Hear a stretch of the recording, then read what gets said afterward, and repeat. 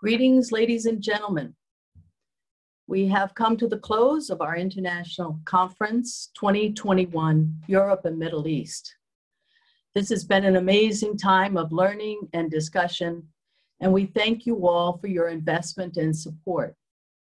Simultaneously, other regions globally have been holding similar conferences with the goal of creating interest and support for the peaceful unification of the Korean Peninsula, which we believe would create the foundation for a unified world.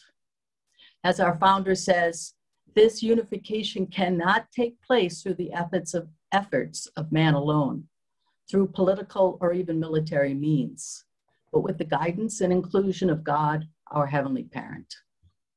So during this closing, we'll hear from the key organizers of this program, and we're eager to hear their closing remarks. We will begin with Dr. Katsumi Otsuka. He is the chairman of UPF Europe and Middle East and a very respected elder who has guided us throughout this entire program. Dr. Otsuka, the floor is yours. Thank you very much, Marilyn. It is my pleasure to make the closing remarks of the ILC 2021 Europe and the Middle East. First of all, I'd like to express my sincere gratitude to all the panelists from Europe, Eurasia, Middle East, and even from Japan for making this ILC successful. Without their presentation, the conference could not be so big and so high level. Without those distinguished panelists, our webinar could not be fruitful as we experienced. I also want to say thank you very much to all the people who participated in the event by online. The 8 associations, coordinators have worked excellently for making the webinars beautiful and meaningful. I should not also forget to acknowledge the splendid work by the UPF technical staff. Thank you very much for your hard work in the last 2 weeks. We could have a very comfortable webinars because of your excellent, splendid works. The ILC 2021 is simultaneously organized all around the world from April 29 to May 1st with the topic of the peaceful unification of Korean Peninsula.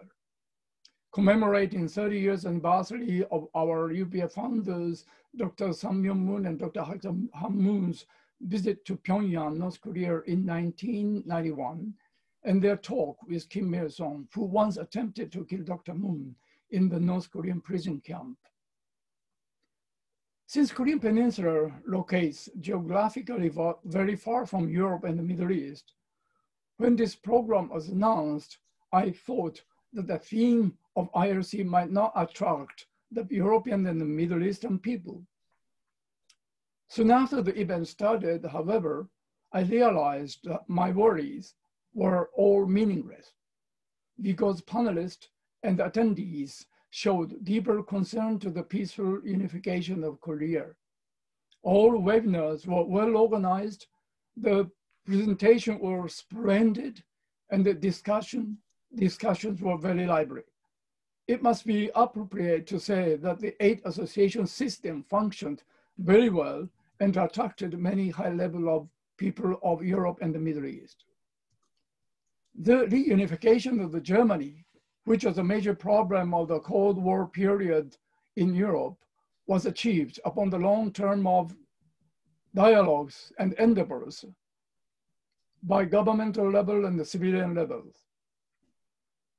I'd like to give my deep respect to the European people's investment for overcoming the past resentment and hostility relationship, for removing the gaps between the East and the West. It was unforgettable that the German unification in 1990 brought peace and tremendous economic development to Europe.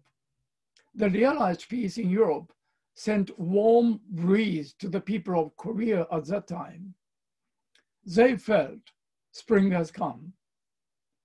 They came to have a great hope that the Korea would be the next.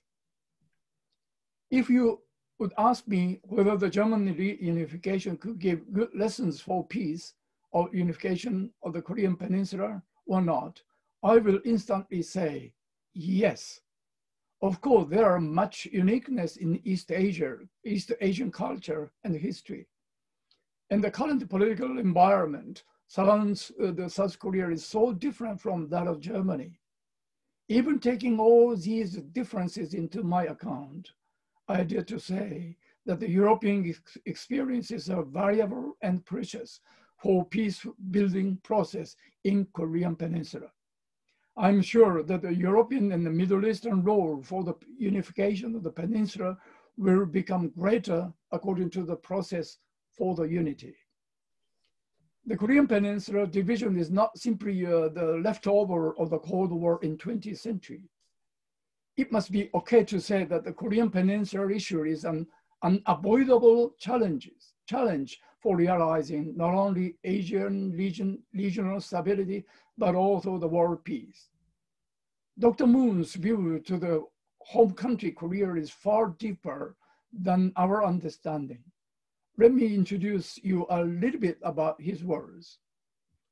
The Korean Peninsula is small in its physical size, the same as the keyhole of a door is small. The UPF founders told us that the Korean Peninsula is a keyhole for the world peace. This is a very unique metaphor for expressing the importance of the Korean Peninsula. They even taught that only the true love can open the door for peace.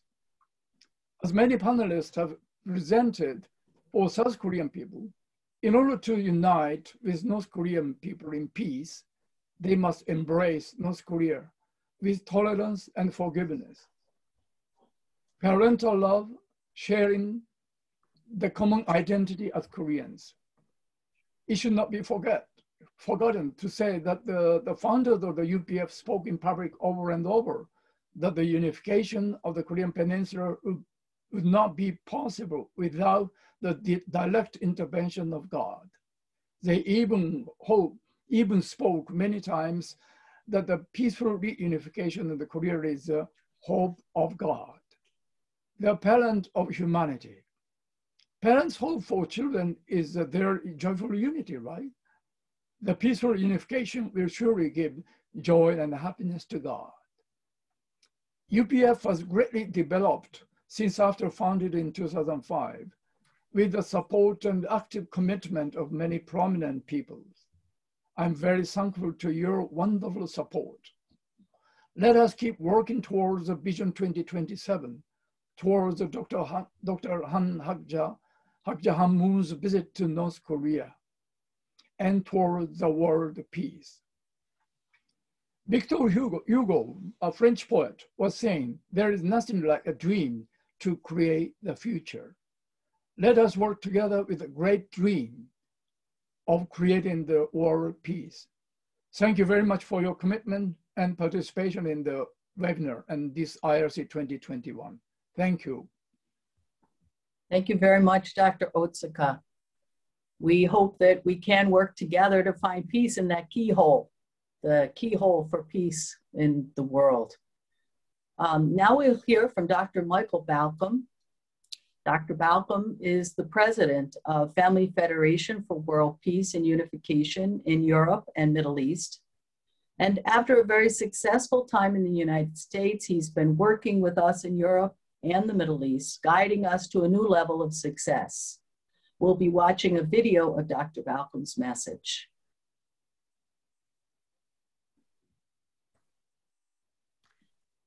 Thank you, everybody. What a journey it's been these last 3 days. We've had 8 very successful webinars. We've heard from all different aspects of life, political, diplomatic, business, arts, culture, media. And I must admit, I've learned a lot. In the beginning, I was a little skeptical about whether people from other parts of the world could reasonably expect to have an impact on Korean unification. But during these past 3 days, I was reminded time and again that Korea was divided not by its own will, but by the forces of the great powers. And so it is our business that Korea comes back together. And we also learned about how that might happen. And there were three themes that really stood out. The first one is that the traditional methods have failed. Now, what do I mean by the traditional methods? I think based on the logic of power, that somehow North Korea will collapse and that South Korea will win. But it's very clear that North Korea is not going to collapse, and that any approach to defeat Korea by force or power or sanctions or demanding this or that concession is probably not going to work. Koreans are a proud people, they have a long culture and history, and they're not going to give that up. And why should they? But secondly, we learned that human relationship is extremely important. And there were many beautiful examples: cultural trips to North Korea, the exchange of music, art, food, the Korean wave that's sweeping the world of culture, but also specific efforts like Father and Mother Moon's visit to Pyongyang back in 1991, 30 years ago. And we heard that really there can't be enough human interaction. And right now there's a lack of it because of all the barriers. So if we're able to open up new communications, new ways that families can get together, that will do more for unification perhaps than almost anything else. But even that's not really enough. And Mother Moon has emphasized that there are some problems that can't be solved simply by human effort. We need to call on divine help, God's help. That may not be so fashionable these days, but in the past, it was not uncommon for a king or an American president to call the nation to fasting and prayer and to ask for God's intervention. So with that in mind, I want to thank everybody who joined our various webinars, our speakers, our panelists. Your contribution was extremely important. We look forward to continuing the relationship. And as we close, let us give thanks to God and ask for his help in bringing peace, not only to the Korean Peninsula, but to our fractured world. Thank you very much, Dr. Balcomb. You reminded us of some very important points that we should never forget. Now we're going to hear from Mr. Jacques Marion, the co-chair of Universal Peace Federation, Europe and the Middle East. Mr. Marion has been the engine behind this conference, and we are grateful to his total devotion and dedication. Now we will hear a summary report from him to help us to understand the scope and value of this successful conference. Mr. Marion.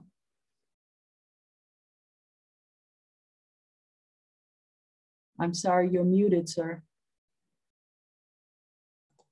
Okay, sorry. Thank you, Marilyn, and thank you everyone for, especially the panelists of this last session. We had a very interesting session, and thank you to all the participants. We are now coming to the close of our International Leadership Conference on the theme toward peaceful reunification of the Korean Peninsula, creating the foundation for a unified world. Each of the 9 webinars we organized offered a different perspective on this important topic. We had about 50 eminent speakers, and each presentation confirmed the significance of the topic and the need for Europe to engage in the process of peace on the Korean Peninsula. To illustrate, let me quote here from Italian Senator Pier Ferdinando Casini's speech that he gave in the opening session. I quote, "We need to read the sign of the times and understand that the new course we are experiencing in important parts of the world can lead to a peaceful thaw or melting between the two Koreas. The COVID-19 pandemic taught us how strong the interdependence between states is and how necessary it is to implement the concept of solidarity. That's why it's precisely from the constant commitment of associations such as UPF that a decisive contribution can be given to strengthening a spirit of collaboration between the two Koreas, in the awareness that it will be the most profitable political investment in view of resolving regional crisis and building world peace." I will briefly review the webinars we just held in the last 3 days, and you will find more detailed, if you want more detailed information, you will find it on our Europe and Middle East website. I think someone will show some photos as I speak. Our first conference webinar from the International Association for Peace and Economic Development was held on April 26 in cooperation with Japan. And we addressed the topic of the Japan-Korea Tunnel project announced 40 years ago by our founders, Dr. and Mrs. Moon. This tunnel would be the foundation for a prosperous economic zone in Northeast Asia, which would stimulate mutual prosperity in the rest of the world. We had prominent experts in the panel, experts in transport systems, who reported about the practical experiences, benefits, and challenges from the Marmaray Tunnel linking Asia and Europe in Istanbul, and the Eurotunnel linking France and Great Britain. On April 29, at the opening session, we had a moving prayer call for peace by two very respected religious leaders, one Christian, one Muslim. And we heard very insightful analysis from two prominent political leaders. And one of them was Senator Cassini, the other Dr. Begley, who I just quoted, Senator Cassini I just quoted. The International Summit Council for Peace, the next session, was attended by former heads of state and government from Norway and Belgium, and eminent political leaders from Austria, and a top Russian expert on East Asia and the Korean Peninsula. The contribution of Europe toward peaceful solutions on the peninsula was discussed, and we had very significant recommendations given by these experienced leaders, notably, for instance, the emphasis that European nations have a very specific potential to engage in fruitful interaction with North Korea. In the next panel, the Interreligious Association for Peace and Development session was attended by an interfaith and interdisciplinary group of faith leaders, scholars, young peace activists from Switzerland, Slovakia, Bosnia, Great Britain, and the United States. They underlined the urgent need for reconciliation of the Korean people, which has been too long and unjustly divided. And they emphasized the role of spiritual leaders and human rights leaders to promote this process. In the next session, the International Association of Parliamentarians for Peace featured members of parliament from Great Britain, Italy, and Russia. They discussed the crucial role which parliamentarians should play in the process of peace in Northeast Asia, in particular, the role of Russia as a neighbor to Korea. They emphasized that from their position and authority as representatives of the people, transcending political, religious barriers, they need to go beyond national political interests by focusing on the greater cause of peace. On April 30, we began the day with the International Media Association for Peace webinar, in which participated Japanese and American newspaper presidents from the Washington Times and Sekai Nippo Times, as well as European journalists. They addressed the role of the media in our changing era and the responsibility of the media to go beyond just reporting on conflicts, but to actively contribute to peacemaking. There was a very interesting discussion. Interesting reports were given from Japan on the exchange of propaganda between North and South Korea. We also heard about an insightful experience of the transition from totalitarianism to democracy in Albania and how it affected the media. Then the International Association of First Ladies for Peace featured prominent women leaders from Finland, Lebanon, Russia, and Korea, who have been active in high political positions, as well as in the United Nations. They addressed the specific role of women in peacekeeping and reconciliation processes. Mrs. Caroline Handschin, who was organizing this webinar, will right after me give a brief detailed report on their interesting discussion. And finally, the newly established International Association of Art and Culture for Peace had its first webinar yesterday with the participation of artists and culture professionals from Austria, Croatia, Spain, and Ukraine. Each one of them shared their personal experience in either North Korea or South Korea. They testified to the passion for art and culture of the Korean people, which brings Korea today onto the world stage, as we know. They discussed the important role which art and culture can play in bringing together the divided Korean people, in particular, the young people from both countries. And our final webinar, of course, today was this International Association of Academicians for Peace, which was just held now this morning.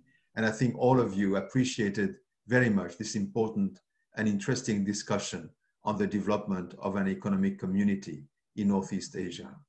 So I would now like to turn to Mrs. Carolyn Handschin, the coordinator of the International Association of First Ladies for Peace, to give a brief report on their webinar.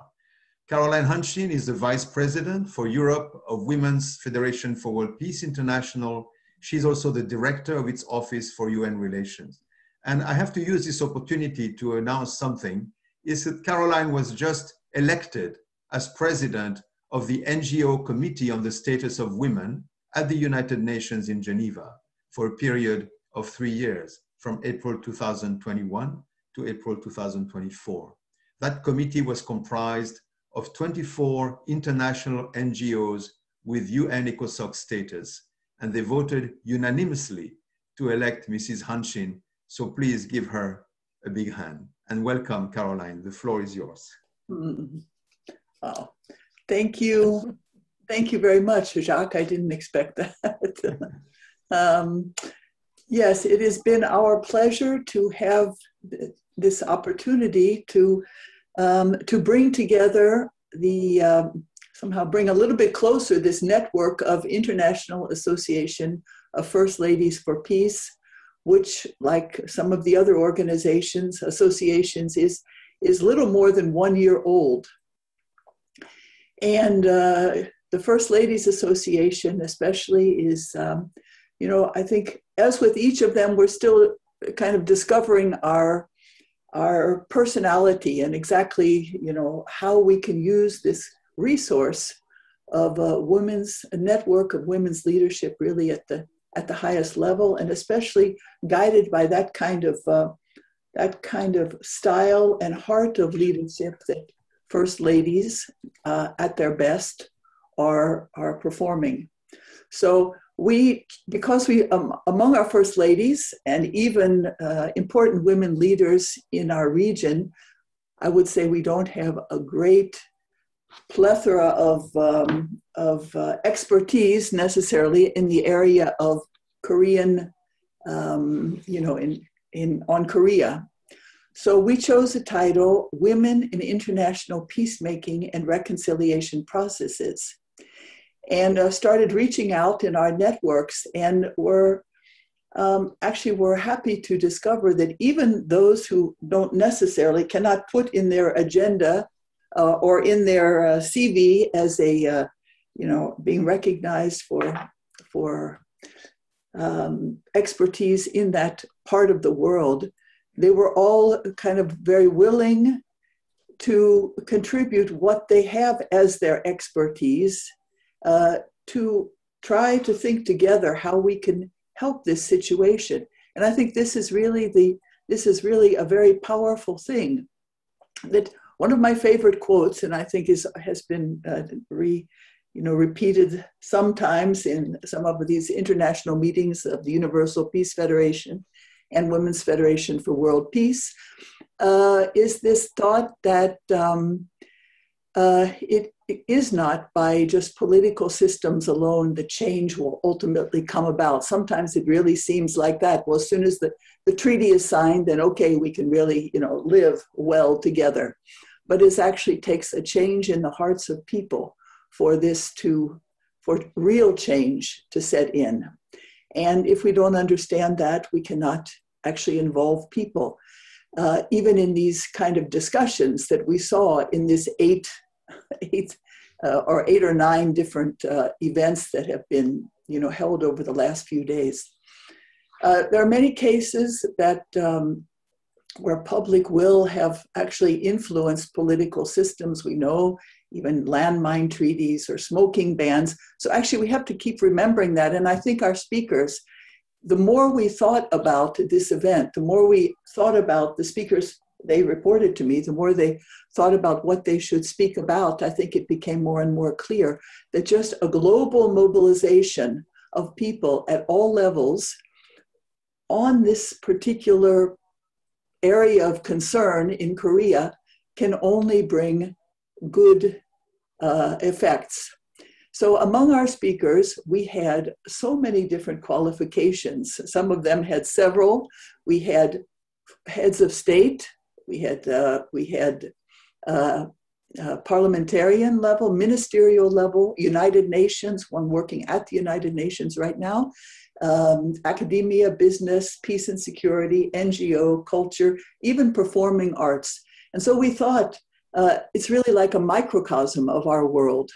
And how could we, among ourselves as women leaders, really look at the situation in the Koreas and think, what can we do from far away? How can we influence change there?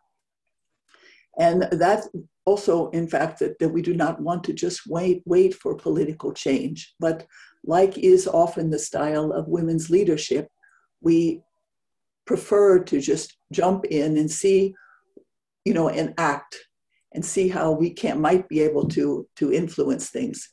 Our moderator also, one of our speakers actually, interestingly, came down with COVID around 15 hours before the event, who would have brought in a very important point to our discussion. And in fact, the moderator brought it up in her behalf. And that was a project that is being developed at the DMZ with the idea of bringing women from North and South together in a safe zone, a peace zone, which is sort of building on an idea that Father Moon had in the year 2000 and spoke about at the United Nations. And so we are trying, actually, even through this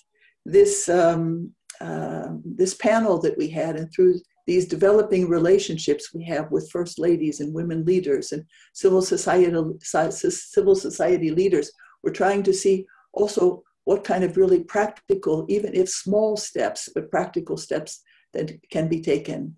So some thoughts that came out among our speakers in their presentations was that we need visions for peace. We need to understand each other. Even historically, we need to understand. Maybe for many, the Korean Peninsula was almost unknown, and even the location of Korea was unknown, probably to many. So the more we focus on that, the more we think about it, the more we talk about it, the more understanding comes, then the more partnerships can develop, and the more actually focus and intention can be given in that direction. So in thinking about all this, I thought, and this is just my own thought, but the heart behind the organization that creates this kind of series of events where we're calling representatives from all sectors who probably were not concerned about Korea directly before this, but bringing all together in this little mini series of panels. It's like the idea of a family. I felt it was like the idea of a family coming together and really putting all of our focus to see how we can really influence this. And of course, we know that behind this series of events was, of course, the founder of the Universal Peace Federation, Dr. Hak Jahan Moon. And I think with something we have to really consider, we have to think about the idea of really calling on this kind of vast series of events and peoples and wisdom and expertise and experience to really say, okay, now let's really focus on this and see if we can't really make a difference now together, even from across the ocean. So at the conclusion of our event, I think one of the thoughts that was came out and actually had been discussed during the course of our preparations was that our foremost hope is not that these ideas and that this concern for the Korean people remains a conversation in Europe, but actually, hopefully, people of Korea, and especially the North Koreans, might really be able to understand that there is so much attention being put in their direction and for their well-being, and that hopefully the tensions and misunderstandings that are stopping, yes, even the political processes can really diminish. So yeah, thank you very much for the opportunity to share a few thoughts. Thank you very much, Mrs. Handschin.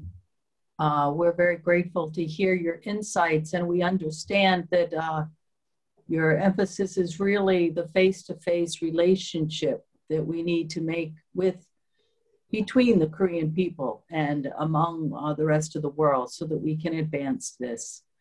Now I will ask Mr. Marion to finish our program. He has some very important announcements to make about upcoming events.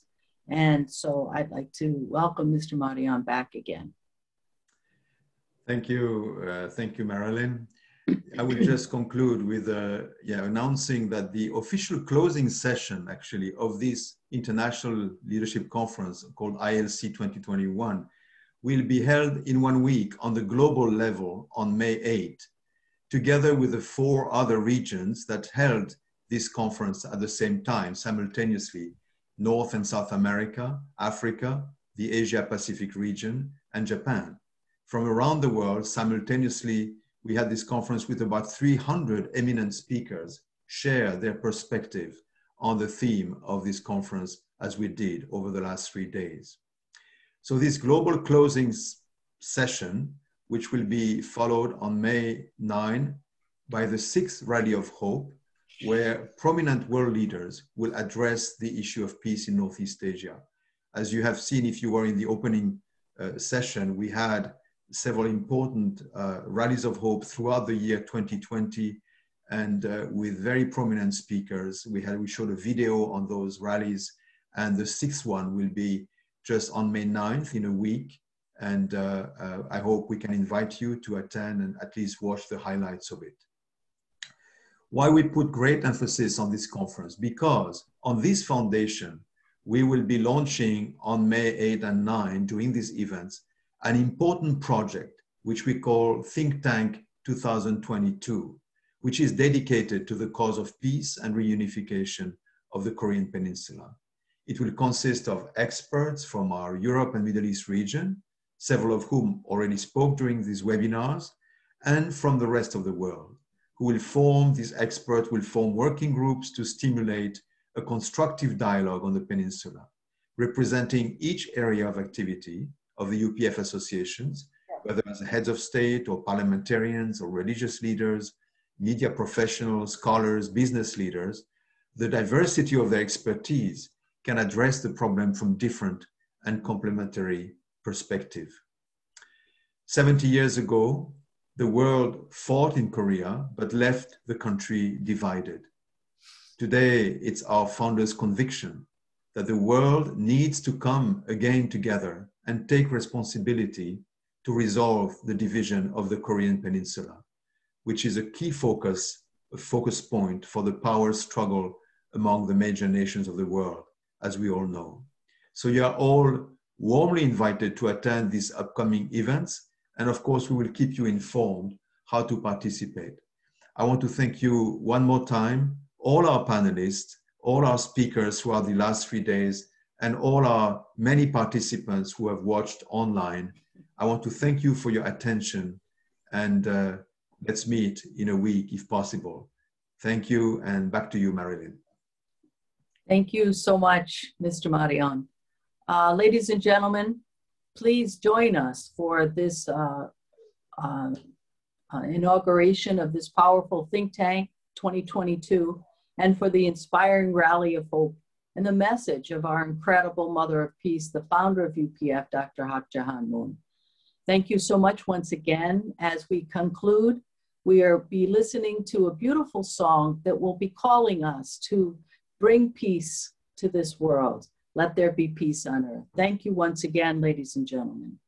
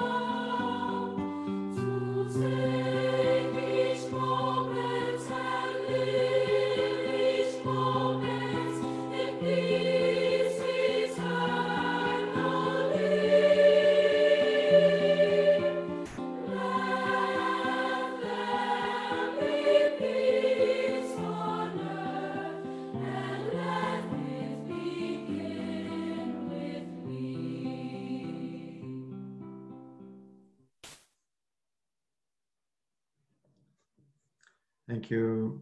Thank you, everyone, for joining. Thank you, everyone. Take care. Thank you.